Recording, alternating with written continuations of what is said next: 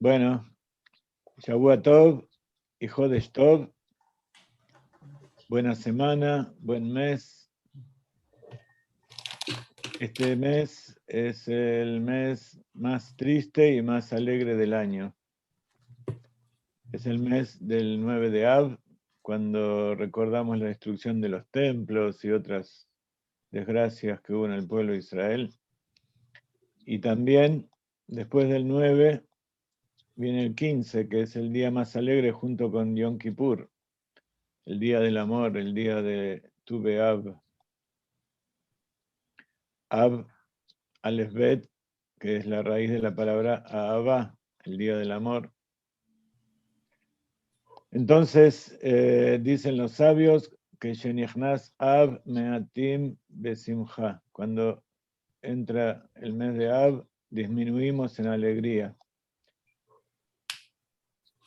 Por un lado, hay una alegría exterior, superficial por las cosas materiales, por las cosas simples, por las cosas diarias de cada día, por aquellas cosas que le hacen alegre a la persona dentro de su vida como ser humano. Y por otro lado hay una alegría interior, que es la alegría del alma, la alegría de sentirse apegado a Dios, la alegría de cumplir los preceptos, de estudiar Torá, de sentir amor por las personas, por la creación, sentirse que uno tiene un propósito en la vida. Entonces, la vida del judío es así como este mes, siempre tiene dos extremos. Por un lado, una extrema alegría y por otro lado, extremo dolor. Entonces tenemos que ver cómo compaginar esos dos extremos. El 5 de Av es el día del Yortzeit del Arizal. Yortzeit en hebreo viene la palabra Yor, que quiere decir año. Es no se puede decir aniversario, pero es el día de recuerdo anual que recordamos la muerte del Arizal.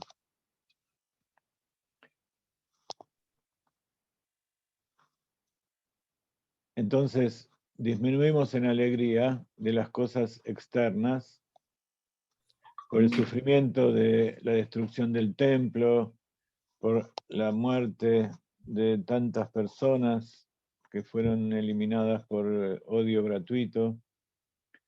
También por aquellas cosas que sucedieron durante la humanidad, durante todas las épocas en que fuimos exiliados, y en definitiva, el sufrimiento que sentimos por Hashem, porque Él es el que más sufre. Cuando hay sufrimiento en el mundo, quiere decir que las cosas están sin rectificar y el propósito de Hashem no se cumple. Entonces eso se dice en hebreo Shchinta Begaluta, en arameo, la Shchina Begalut. La presencia divina de Dios está en exilio. Quiere decir que todo el tiempo que el pueblo de Israel no está en el lugar donde Dios lo quiso poner, entonces eso se llama exilio, estar fuera del lugar de donde uno pertenece.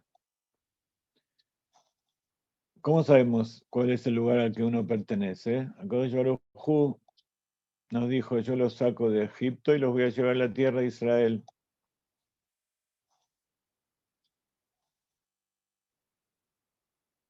Todo el proceso, desde la creación del mundo hasta la salida de Egipto, era todo el proceso para preparar al pueblo de Israel para la entrada a la tierra.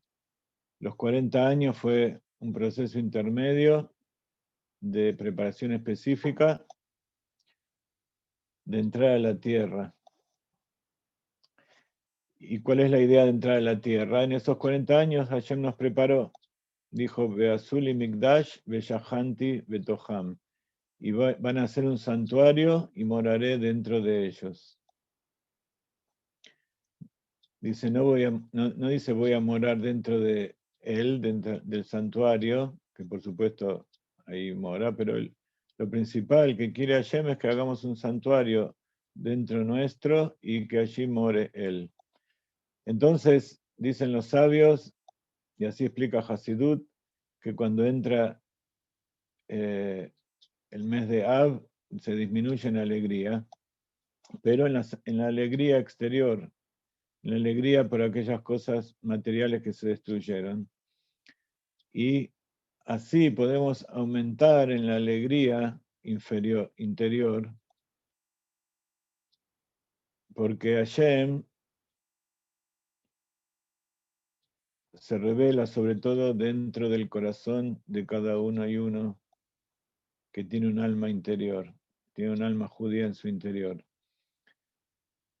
Y entonces así podemos reparar el exterior y hacer que ese exterior también refleje la presencia de Dios, que es el objetivo en realidad. Que el mundo todo, incluyendo las criaturas que lo componen, sean un recipiente que sirva para revelar, como la menorá en el Beit HaMikdash, que sirve para revelar la luz que está escondida dentro del aceite, dentro de las lámparas. Así también, cada uno de nosotros somos una lámpara que está abastecida del aceite del cumplimiento de los preceptos, las buenas acciones, y el cuerpo es la mecha, y la llama es el alma. Entonces el alma es alimentada por las buenas acciones y necesita el cuerpo para poder seguir brillando. Si no cuando se quema la mecha y no existe más, la llama se va, se apaga, se va a su lugar de origen. Por eso dicen los sabios, para completar la idea anterior del Hasidut, tanto de Chabad como en otros Hasiduyot, que disminuimos en las cosas no buenas con alegría. Entonces, aferrándonos a esa alegría que tenemos adentro, que eso no se puede destruir, porque pertenece al alma, que el alma es infinita, el alma nunca muere, porque lo que está vivo no desaparece, la vida es eterna, y aquello que no tiene vida no muere, porque ya de por sí está no muerto, no vivo. Entonces, la idea es revelar la alegría interior de conectarnos con Hashem a través de el cumplimiento de las mitzvot y de iluminar al mundo. Entonces eso no es algo que nos impida la llegada del mes de Av, al contrario.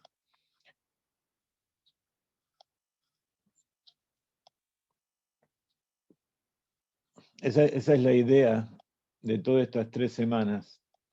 Estas 3 semanas, ustedes saben que tienen 22 días. Desde el 17 de Tamuz hasta el 9 de Av, son 22 días correspondientes a cada una de las letras del Aleph Bet. Si ustedes hacen la cuenta, la letra de hoy es la Nun.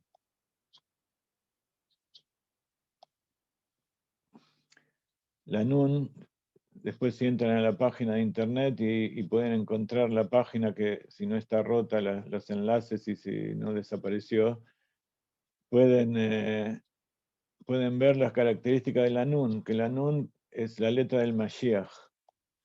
La Nun tiene una forma de anzuelo. El anzuelo es ese instrumento que sirve para llegar lejos, que aquello que está lejos pique, que el pescadito pique y lo podamos traer El anzuelo entonces es el poder de lo alto de bajar aquí abajo y subirlo de nuevo para arriba. ¿Ustedes se acuerdan que una vez explicamos acerca del Tikkun Javá, de la rectificación de Javá? Javá al principio se llamaba Jaya, porque es llamada Mikol Hay, la madre de toda vida. Haya, Hei, la vida de Hashem, todo lo que tiene vida es Hashem, Hashem es la vida. Entonces, Haya, que era la parte interior de Adam Rishon, que él no conocía, él conocía solamente la parte consciente, la parte humana. La parte divina es esa mujer que sale de adentro y se pone frente al hombre y le muestra quién es en realidad. La mujer en el matrimonio le muestra al hombre su parte divina, y esa es la rectificación, eso significa rectificar, eliminar el tou, el mundo del caos, donde todo es deseos y todo es desorden.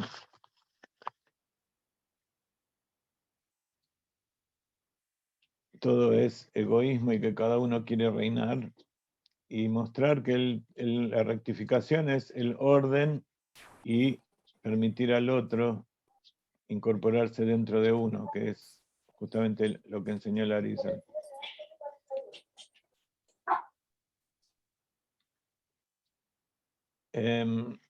Haya se escribe Het Yud Hei.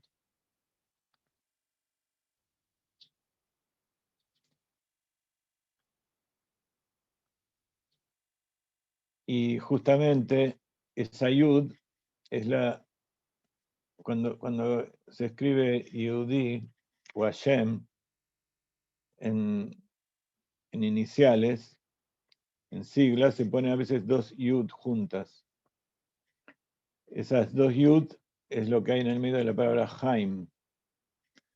Es Het y Mem del principio al final. Y en el medio están las dos Yud, que son las dos chispas divinas, que es el alma divina, que está en lo alto, que es Hashem, y el alma que está abajo en el hombre, y Hashem, que está ahí arriba. Son las dos Yud que se unen en el medio del calor, que es Ham, es calor. Entonces Ham es lo que hace que esa vela, lo que sale de la vela, que hace que esa vela arda y que se revele a Hashem. Haya es la forma femenina de Haim, y cuando fue sacada del hombre, estaba en su forma prístina, pura, como lo que acabamos de explicar, la vida de Hashem, la luz divina sin ninguna contaminación del mundo, sin ningún pecado. Después, cuando salió afuera, esa Yud se transformó en una Vav, que bajó. Bajó, quiere decir que se conectó con el mundo, y por definición, todo contacto con el mundo produce contaminación. Pero no hay remedio, porque esa es la voluntad de Dios. Hay que bajar al mundo, contaminarse y llevar esa divinidad aquí abajo. ¿Para qué? Para que todo eso vuelva a subir. Para que eso que está aquí abajo, que es lo más bajo de todo, suba, pero no porque Dios lo hizo, sino por el esfuerzo del hombre. Entonces es una pequeña subida que transforma esa Vav en una Nun, en un anzuelo. Es el anzuelo de la mujer que le pone al hombre para que se una a ella y traiga más vida. Para que el hombre pueda revelar dentro de la mujer la vida que lleva dentro. Y así juntos hacen el hijo.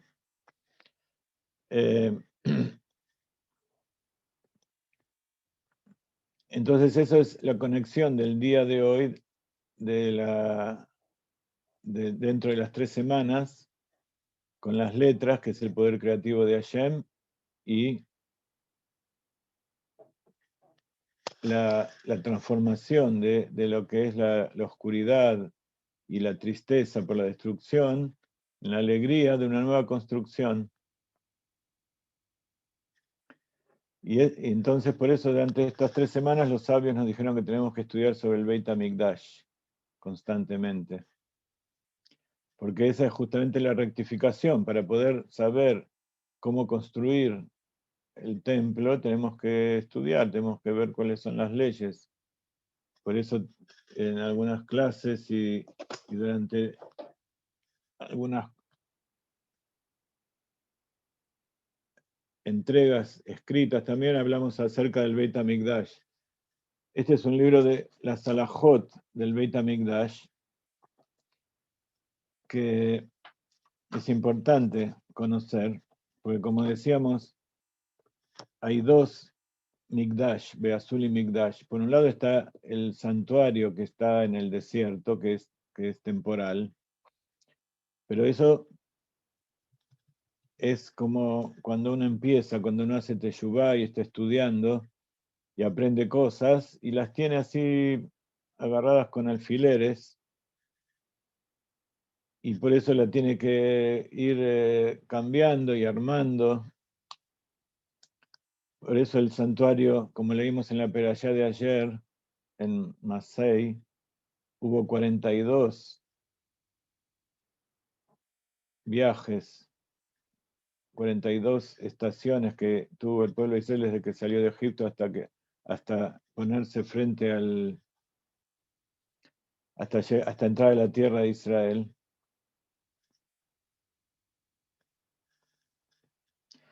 Y cada vez tenía que armar y desarmar el templo. Entonces, cada vez que se arma y cada vez que se desarma, estamos cumpliendo ese precepto de Hashem. Y por eso cada uno de nosotros, cada día tiene que armar y desarmar, quiere decir, tiene que a la mañana pensar que lo que hizo ayer ya es viejo, ya no sirve, ya tiene que desarmarlo, y hoy tiene que empezar algo nuevo, tiene que construir algo que aparentemente son las mismas piezas, pero en realidad es algo completamente nuevo. Ese es el secreto de construir un templo dentro nuestro. Por un lado, es el templo del desierto, el santuario que estaba hecho con pieles y columnas de madera, pero la idea es ir a la tierra de Israel. ¿Qué es Israel? Las otras clases estuvimos estudiando qué significa Israel para cada uno. Israel es Jerusalén, Jerusalén es el Beit HaMikdash es el Zion, es el Kodesh HaKodashim, donde está en esencia la presencia de Dios. Entonces, Jerusalén es como un megáfono, que ese punto de voz que hay adentro se amplifica, un shofar, un cuerno que lleva ese mensaje de la presencia de Dios desde lo más profundo donde está el arca sagrada hasta los más remotos confines del universo. Esa es la idea del Beit HaMikdash. Y así cada uno tiene que ser eso.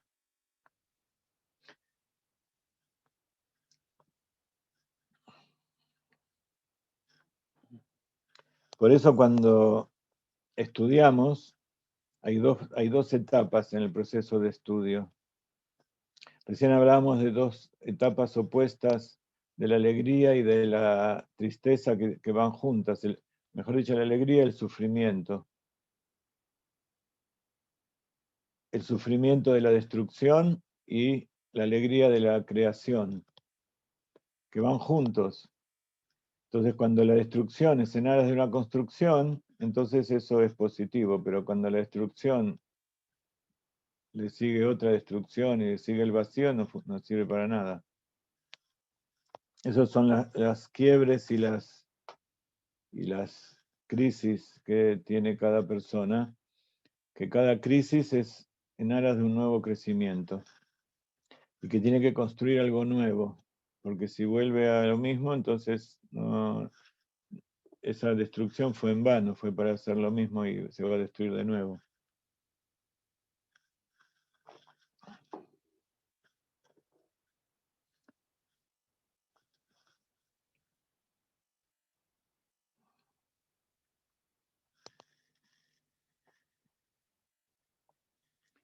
Entonces, en la etapa en el estudio, decíamos, hay dos etapas siempre.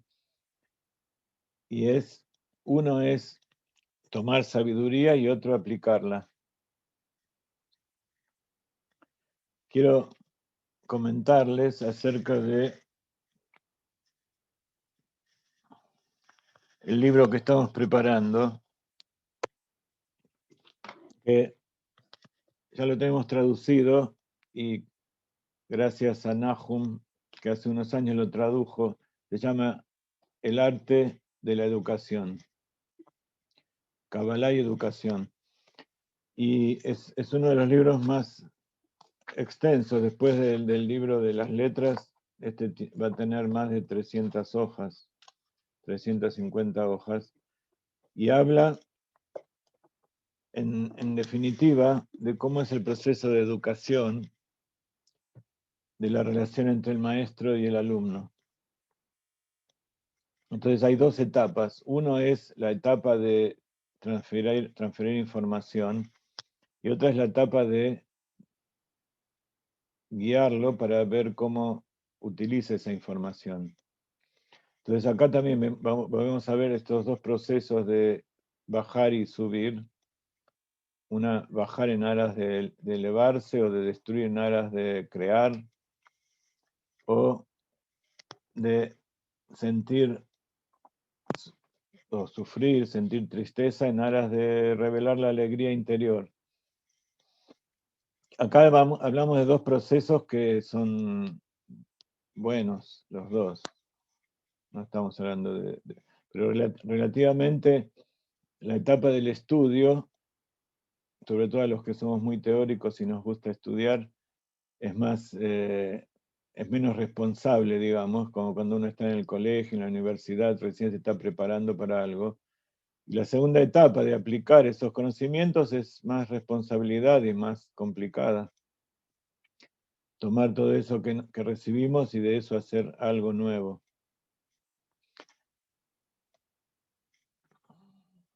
Hay tantas cosas dentro de lo que estoy diciendo que siempre volvemos atrás para agregar algo, pero no los quiero confundir demasiado.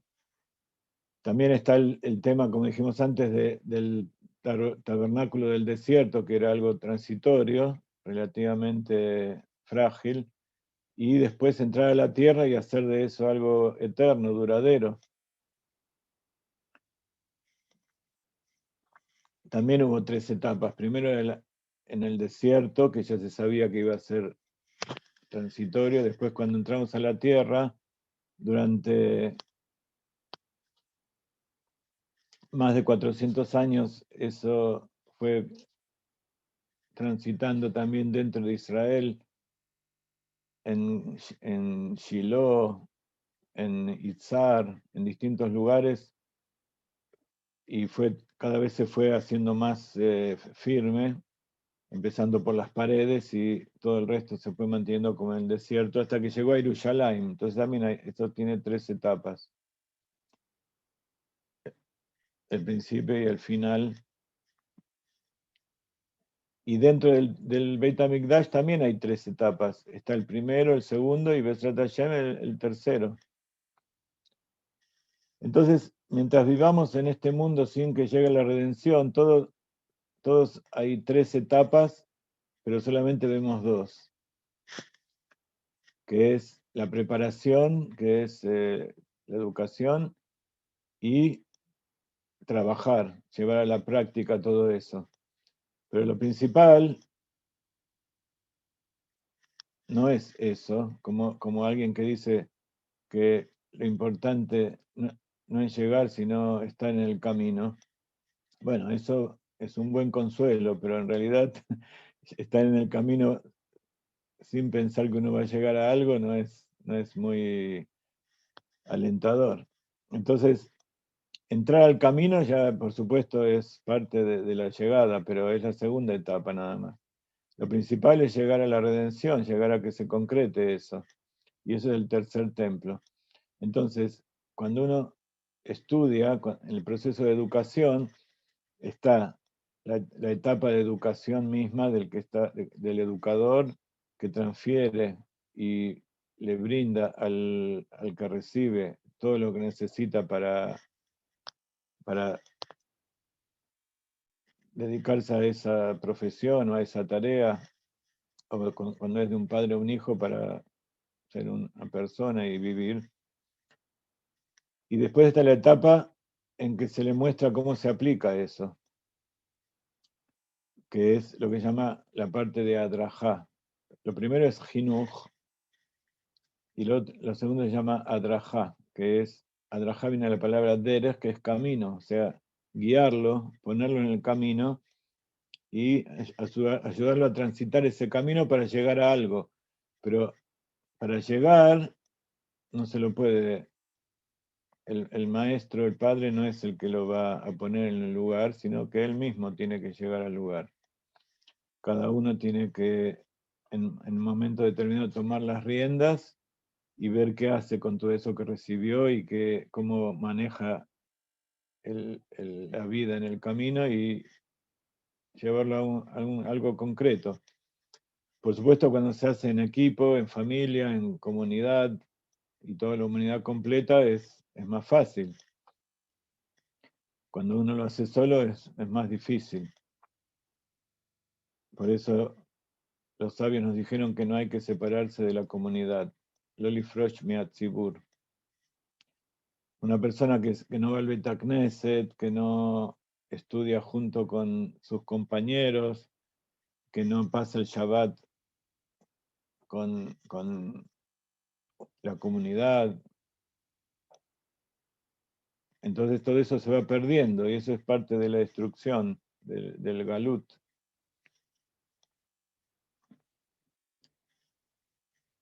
Y entonces así llegamos a algo que también es muy importante, que es vivir con el tiempo.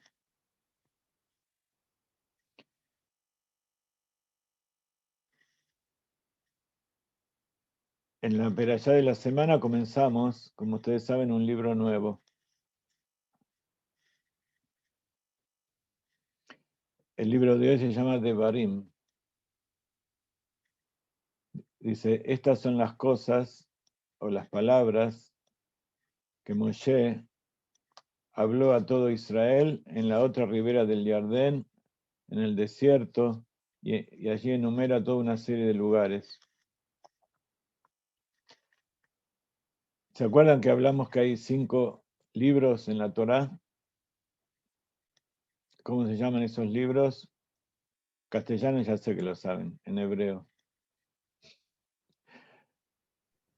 Yo Bereshit, trato de ser un poco más bueno, pero no me sale. Bereshit, No. Espera, déjame que alguien del equipo hable. Bereshit, Bamidbar, Shemot, Bamidbar, El primero es Bereshit, el segundo es Shemot, Shemot, el tercero es... Bamidbar, Midbar, No,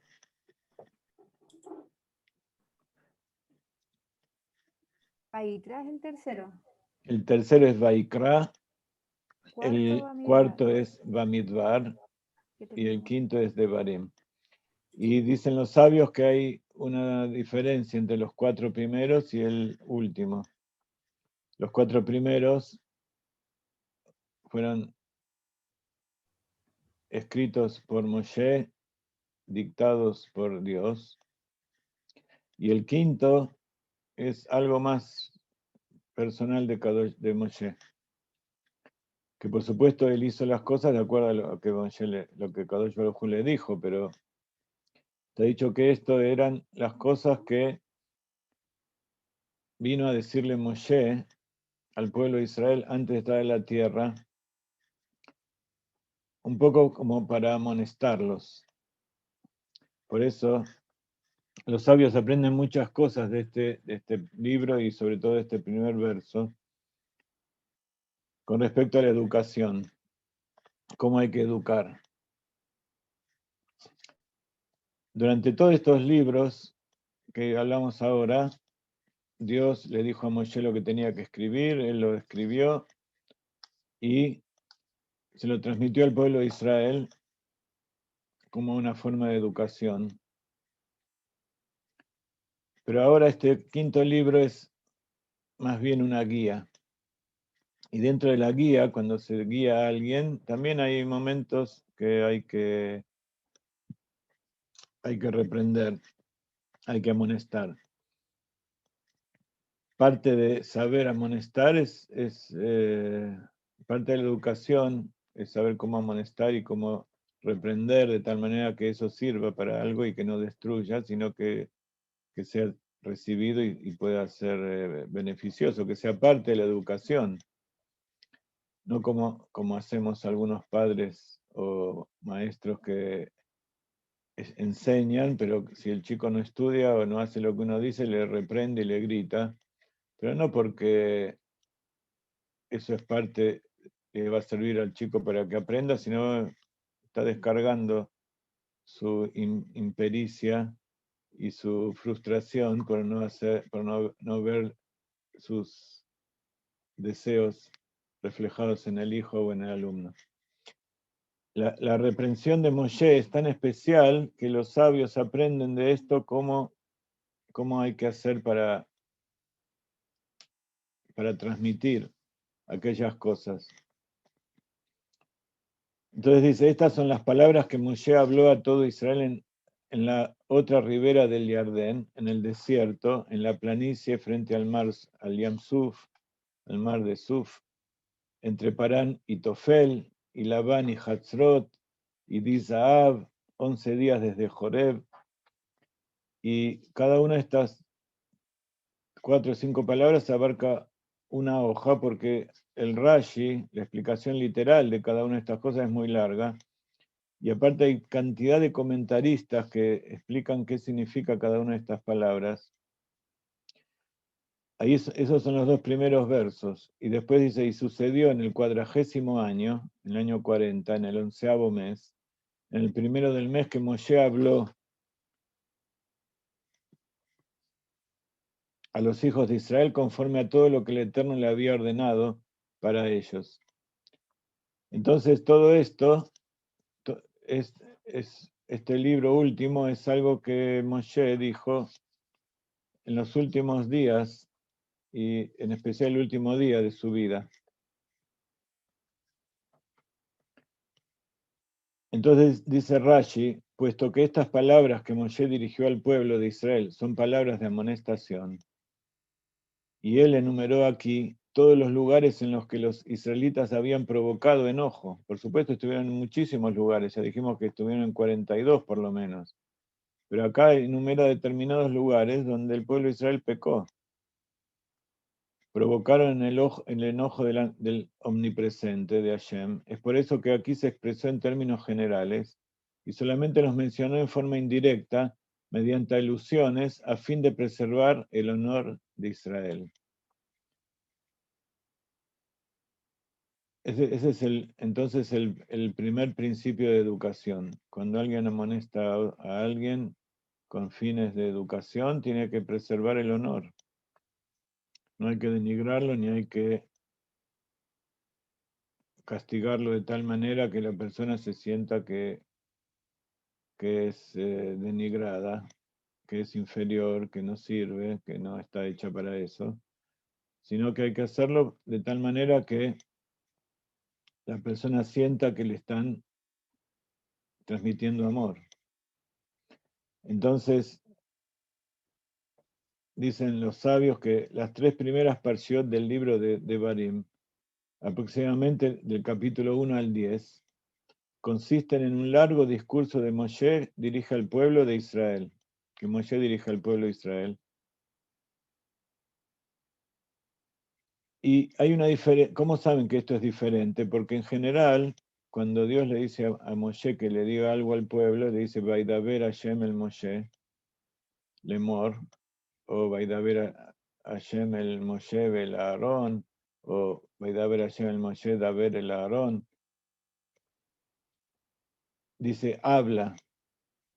En cambio acá usa otra conjugación, otra forma de la lengua sagrada de la raíz Dalet Bet Reish, Daber, Dabar. Dabar quiere decir palabras, cosas. El verbo le daber es hablar. Hablar es, a veces uno dice cosas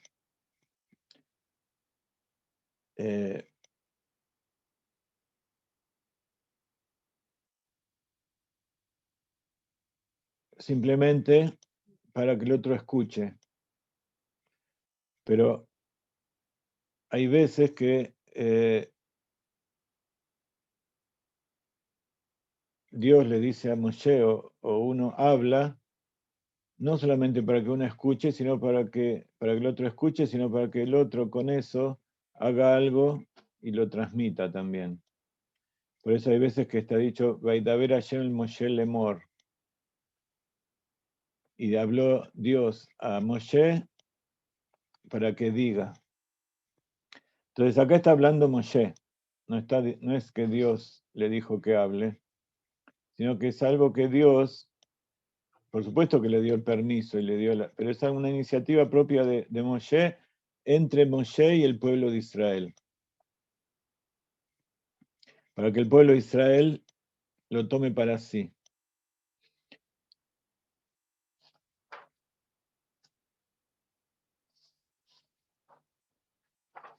Entonces explican los sabios que cuando se utiliza Vaidaber es una forma suave de hablar.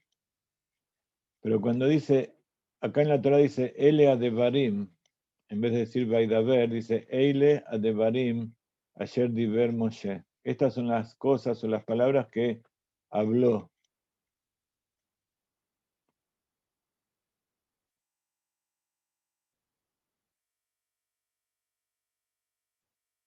Y dicen los sabios que la palabra Devarim significa dureza, significa reprensión. Como cuando alguien le dice al otro, mira, hay algo que quiero decirte. Hay una cosa que quiero decirte.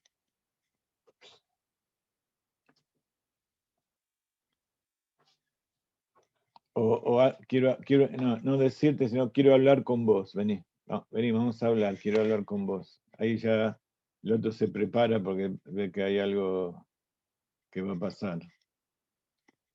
Entonces Moshe,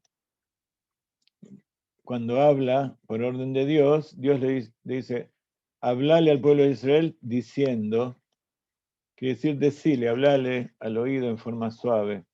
Pero cuando dice hablale, quiere decir que ahí hay cosas que hay que cambiar. Entonces, todos esos lugares que nombra estos primeros versos son los lugares donde el pueblo de Israel pecó, donde hizo el becerro de oro, donde se quejó porque no había carne y quería volver a Egipto, donde se quejó porque no tenía agua, donde se quejó porque estaba frente al mar rojo, al mar de los juncos, y entonces le dijo, prefiero volver a Egipto, ¿por qué nos trajiste acá? No podíamos haber muerto allá, o allá teníamos pepinos y sandías, y acá no tenemos nada, solamente arena. Este no sé si ustedes lo tienen, es un libro que se llama La Torá con Rashi. Son 5 tomos como estos, cada uno es un Humash. Y al fondo hay unos mapas donde muestra todos los viajes que hicieron. Esto es de la perashá de ayer. Y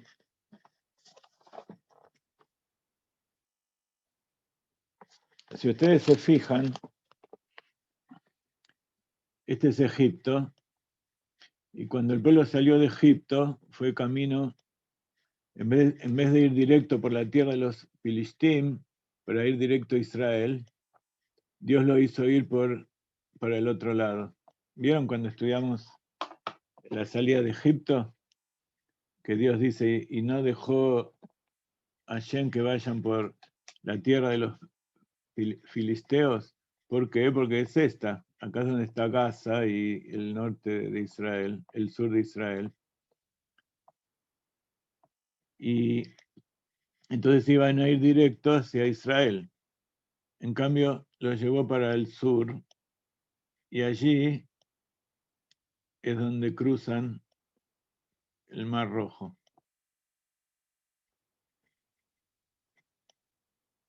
O sea, se las hizo difícil. Entonces después hicieron todos los caminos. Por acá está el Arsinai. Y vinieron hasta que después siguieron subiendo hasta la altura de Jordania, más o menos. Acá está el Mar Muerto. No sé si conocen un poco el mapa de Israel en esa zona. Este es el Kinneret, más arriba está Sfat y Tiberia, está acá. Y acá está el Mar Muerto, el mar de la sal. Entonces vinieron todo del sur y entraron por aquí. O sea, podían haber venido directo aquí y entraban en Jerusalén. Los hizo ir por afuera, cruzar. Acá no está el río, pero todo esto sigue hasta abajo, donde está el Golfo. Esto es lo que he encontrado. Qué metida.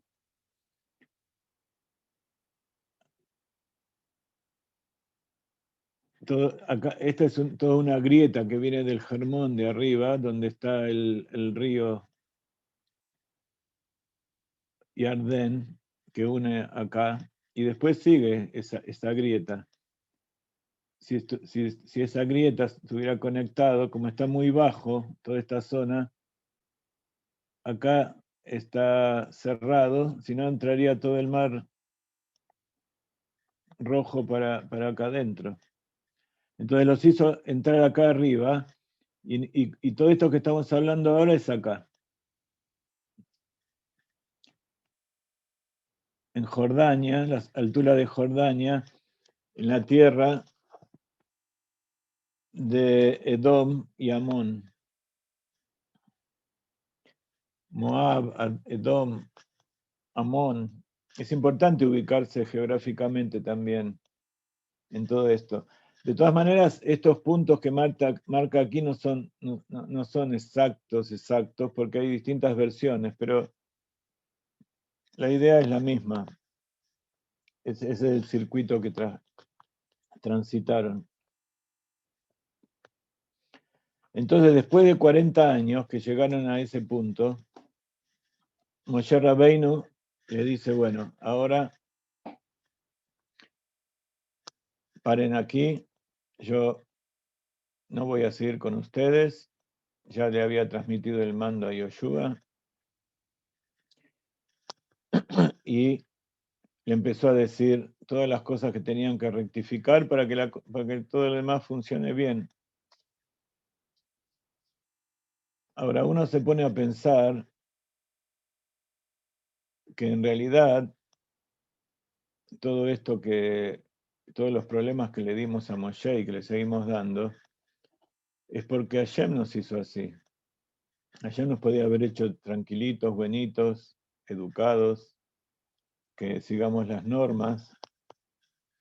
Quiere decir que hay algo en este asunto que no funciona si todo va 100%, me ajusto.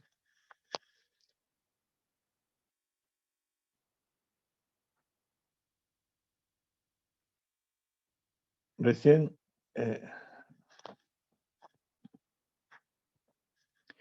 entonces,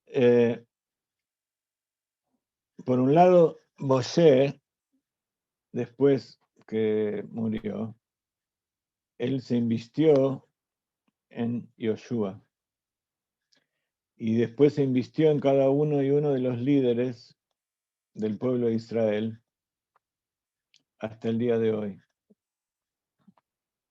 Entonces, todo esto es un proceso de educación y de perfeccionamiento, de rectificación también de Moshe.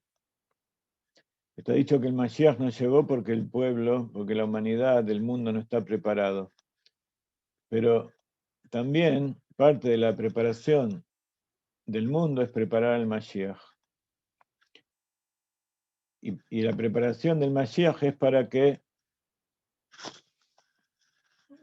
cuando venga sea el definitivo, sea cada vez más elevado y esta vez sea el definitivo. ¿Y cómo hacemos nosotros para influir sobre el Mashiach? A través de conectarnos con el Mashiach que hay dentro nuestro.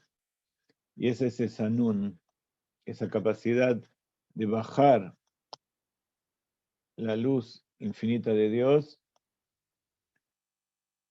conectarla con el mundo y elevarla para arriba. Y ese es el objetivo del Beit HaMikdash, tomar las ofrendas, todo lo que el pueblo de Israel traía, el Cohen lo tomaba y lo entregaba a Hashem. De distintas maneras. Algunas cosas las ponía en el altar, algunas cosas en el altar de afuera, que los quemaba, otras los ponía en el altar interior del incienso, otras las hacía panes y las ponía en la mesa de los panes al lado del altar de incienso, el aceite y todo lo demás lo ponía en la menorá para quemarlo, y todo eso, la esencia de todo eso estaba en lo que se llama el Ketoret. Por eso la esencia, el Ketoret es la unión entre lo físico y lo espiritual. La menorá representa la luz, que es lo espiritual. Los panes representan lo físico.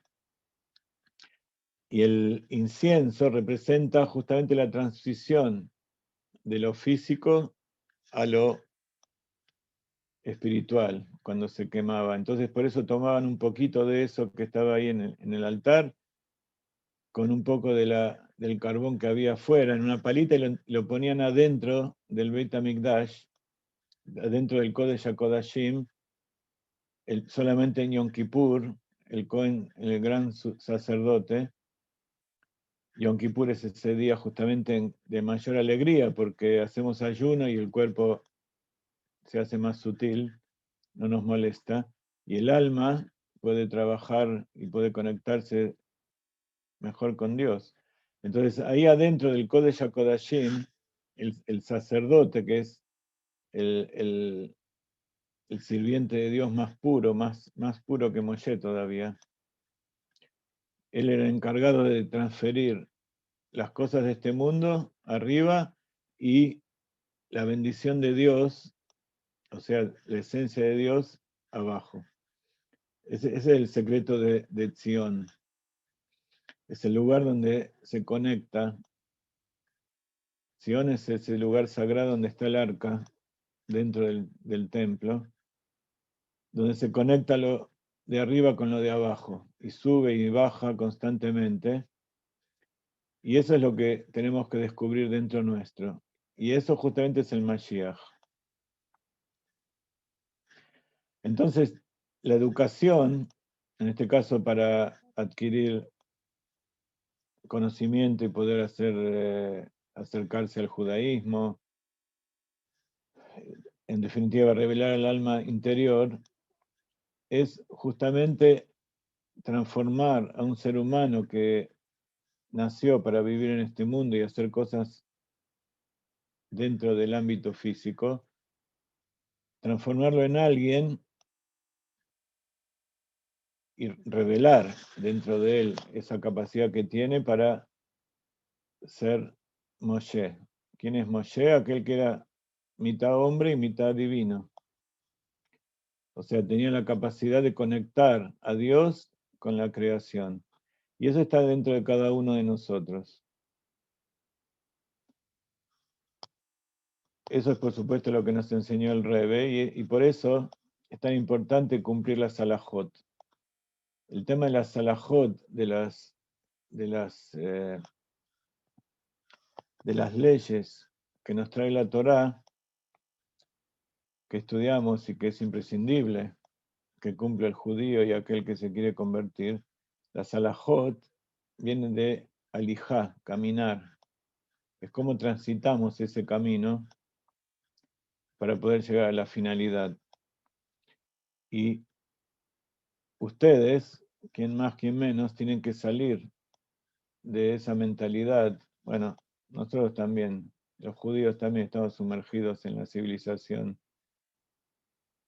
occidental. Tenemos que salir de ese camino lleno de reglas y culturas y pensamientos que no tienen nada que ver con el objetivo, que están hechos para otro camino. Están hechos para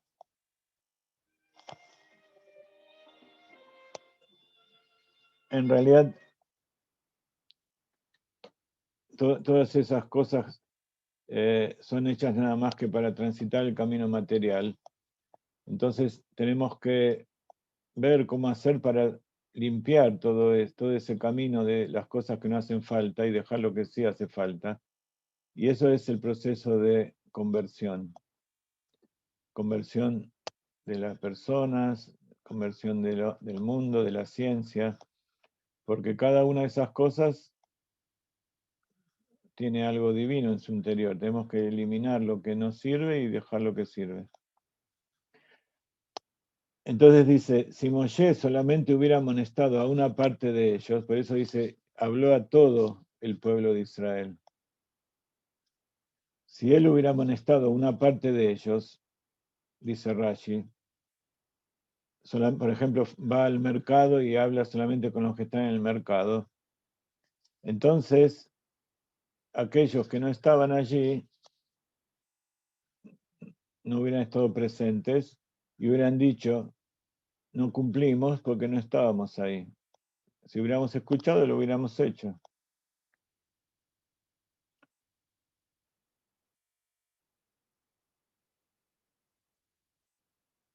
Entonces, por eso está dicho que todas las almas estuvieron ahí.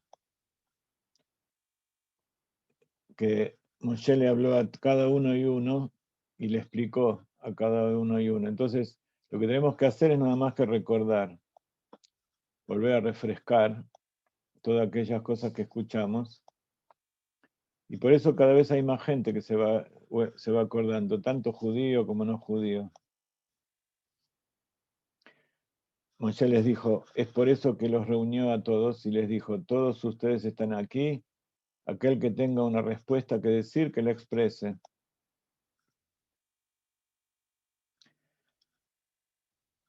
Entonces decíamos que la primera parte de todo este libro son todos esos lugares donde el pueblo de Israel, son todas las cosas que Moshe le habló al pueblo de Israel para prepararlo para que entre a través de amonestaciones. Para amonestaciones indirectas, para que, como está dicho, aquel que entiende va a entender. Aquel que no sabe no va a entender. Por eso, como estuvimos todos vamos a entender qué significa cada una de estas cosas.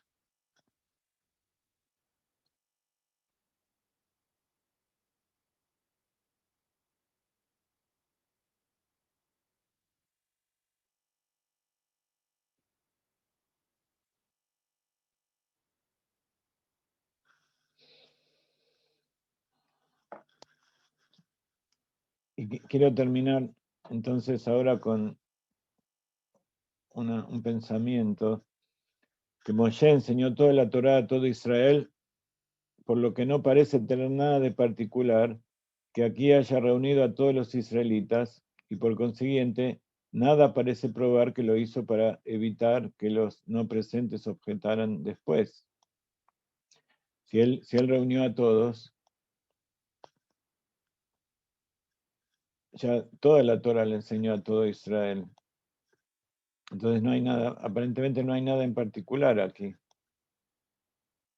No obstante, aunque enseñó toda la Torah a todos, no lo hizo directamente en una sola vez. Y ese es el segundo secreto de la educación. En el libro de Shemot, Rashi explicó que Moshe siguió un método de enseñanza diferencial. Primero a Aarón solo, después a él y a sus hijos juntos, y después a todos ellos juntos con los ancianos, y finalmente a todos los anteriores junto a todo el pueblo de Israel. Entonces, durante toda la época de enseñanza, se fue enseñando en distintos niveles, cada uno de acuerdo a cómo lo puede recibir.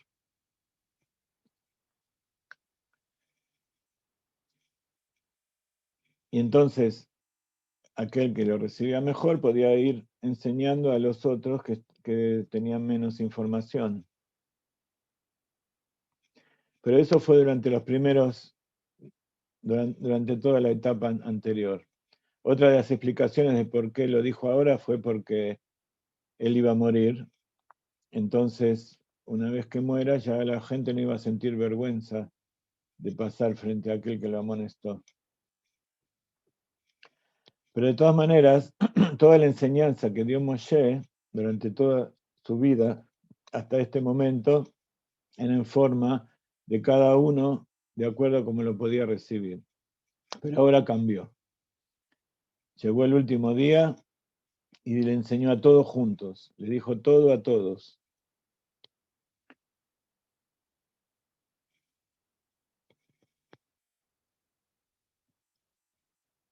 ¿Por qué? Para que todos sean testigos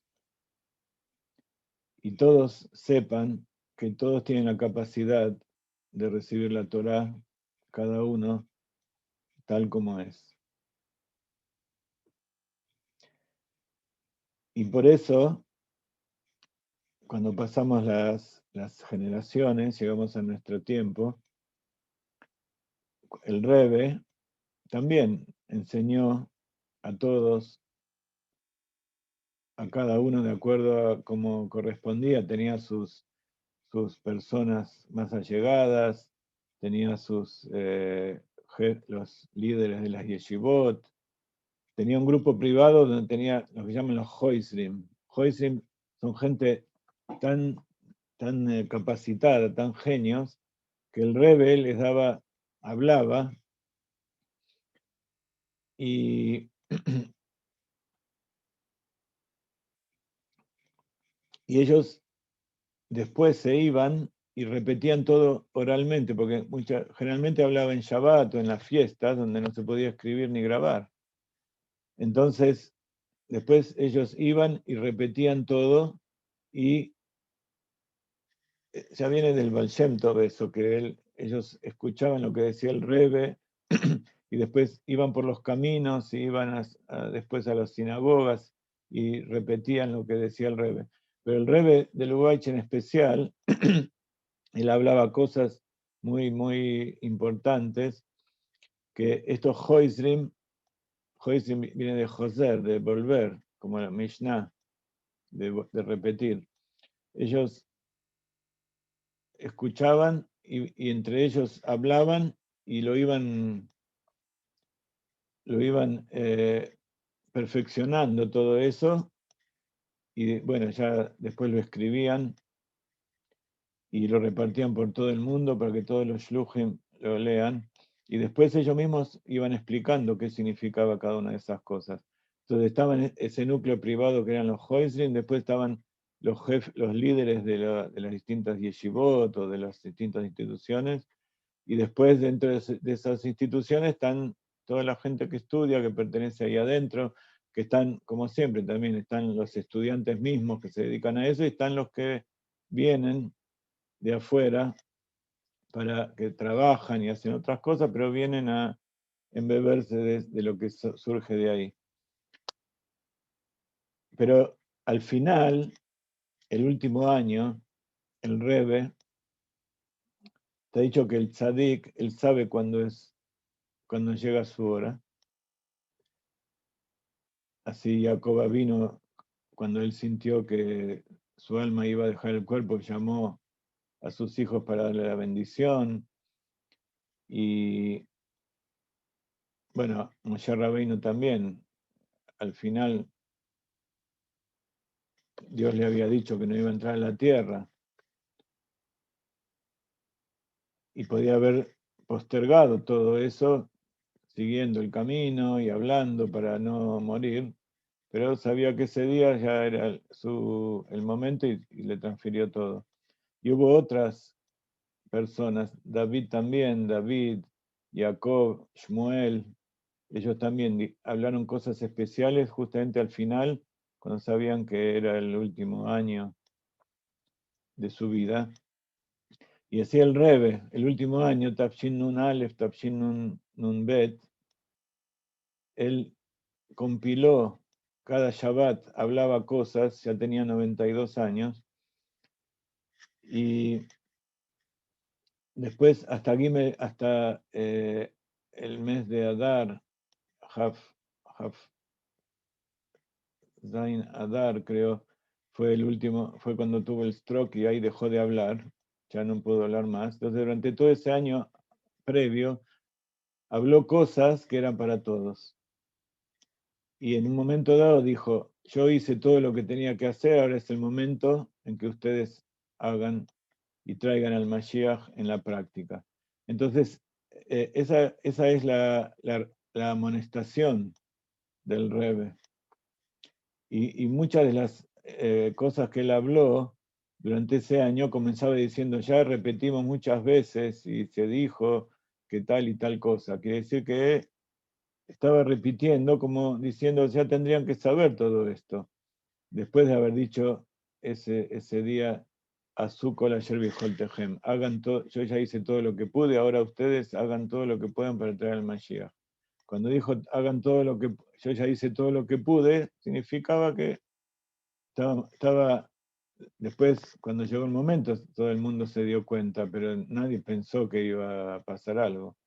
Pero él ya estaba advirtiendo, mira, es el momento en que yo ya terminé de hacer, yo voy a estar con ustedes, así como Moshe se vuelve en cada generación, quiere decir que Moshe está con nosotros y no es como las demás personas normales que se van al Gan Eden, allá se olvidan de todo y se preparan para volver en una vida nueva sin saber quién era antes.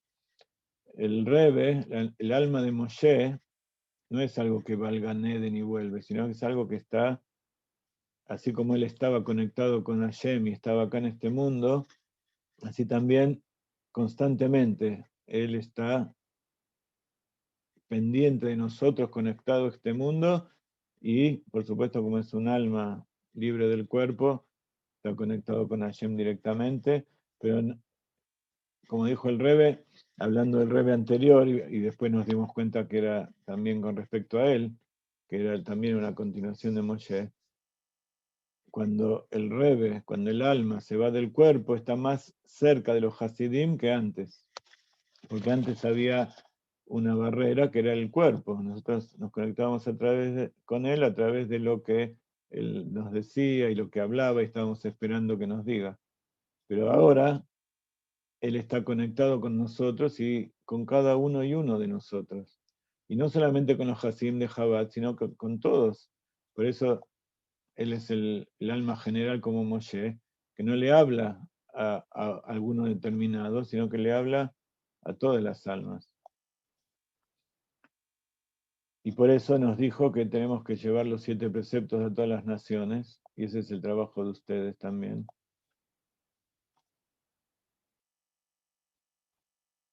Tienen que tomar todo eso que ustedes saben y empezar a transmitirlo cada uno a su entorno, ya sea en forma personal, en forma de internet, en forma de impresiones, de escritura, de audio, de lo que sea.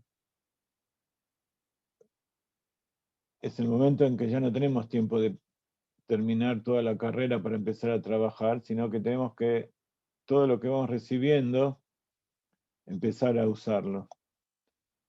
¿Por qué? Porque hay un montón de gente que lo necesita, y porque ya estamos al borde del Yardén, estamos por cruzar. Y esto no es solamente para unos pocos elegidos, como pasó hasta ahora durante miles de años, sino que es para todos.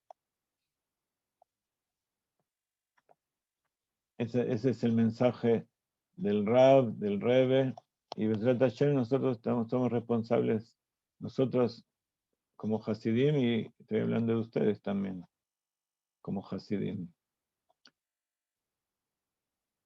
Aunque todavía no se conviertan, aunque todavía no sepan lo que pasa, ya están adentro.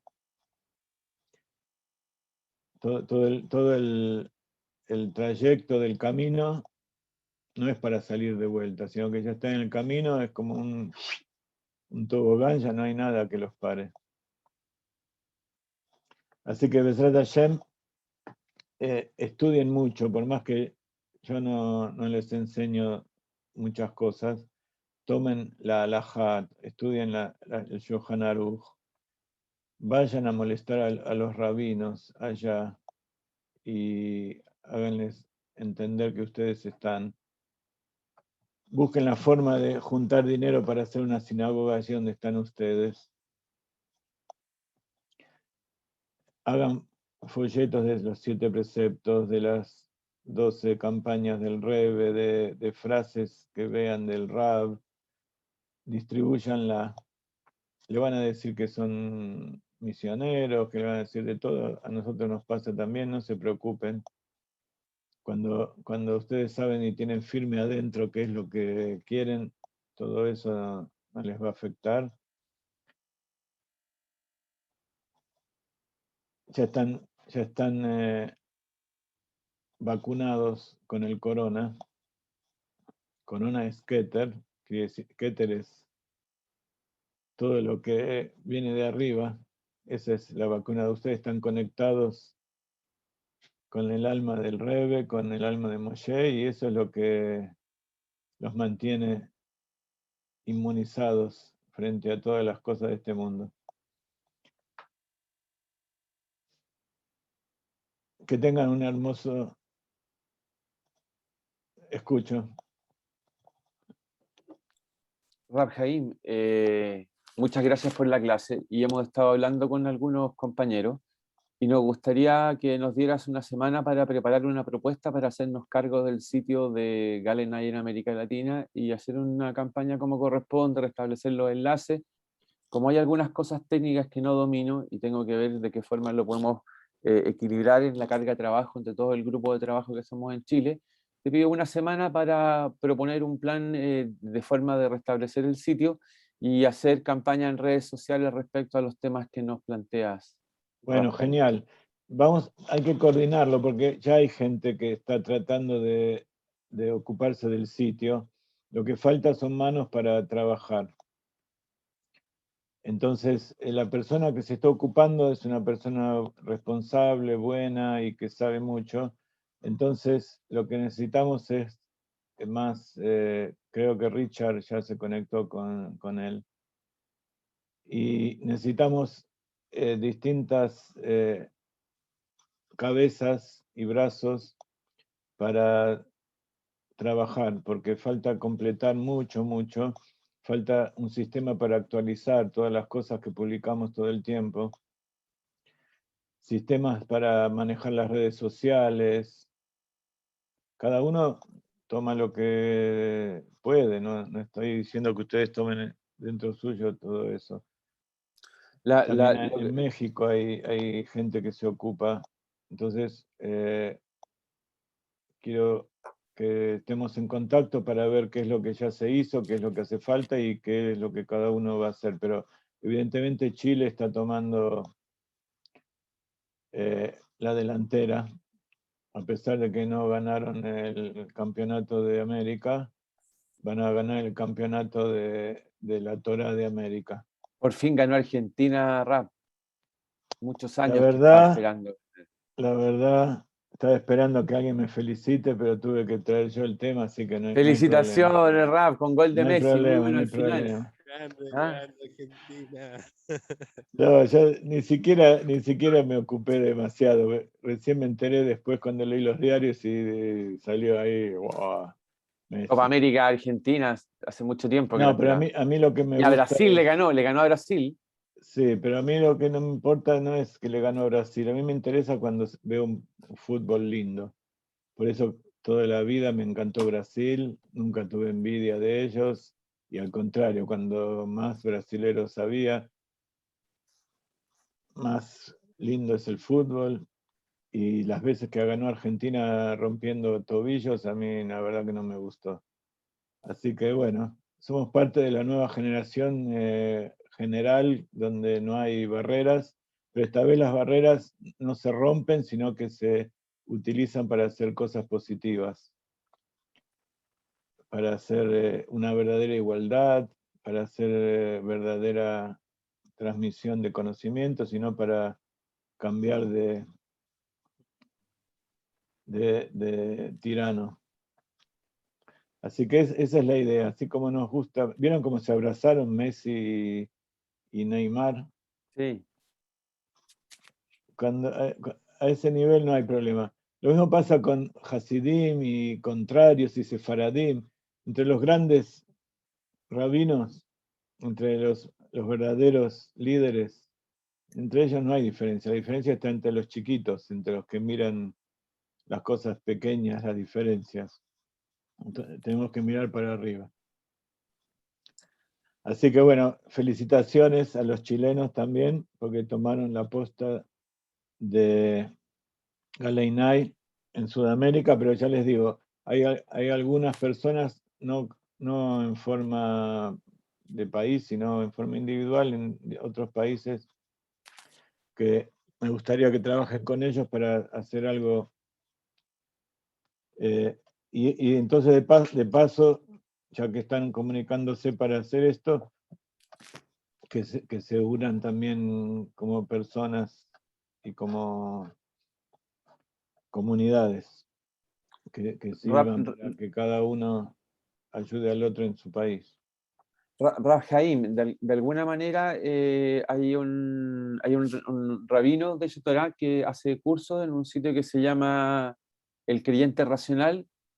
Algunas personas del grupo de estudios de Galeinay Chile ya han estudiado ahí o van a verlo, por lo menos ya miran los videos, que son más que nada para poder conversar con otras personas respecto a temas de ciencia, que a veces dicen las probabilidades de que Dios exista no son, entonces estos seminarios refuerzan la falacia que se oculta atrás de las supuestas teorías del naturalismo y darwinista y confusiones por el estilo.